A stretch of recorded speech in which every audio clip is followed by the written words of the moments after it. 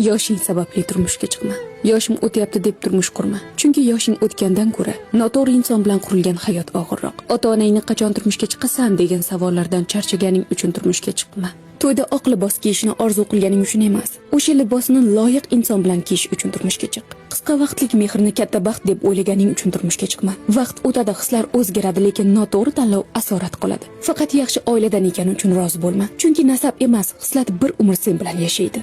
Boy, puldor, hamma narsasi bor deb ko'r-ko'rona rozi bo'lma. Chunki yurakdagi ehtiyojni hech qaysi mashina yoki uyning kaliti to'ldira olmaydi.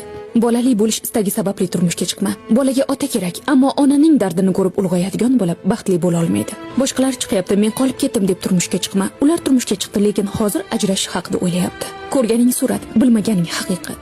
Boshqa hech kim topilmaydi degan xavotir bilan rozi bo'lma.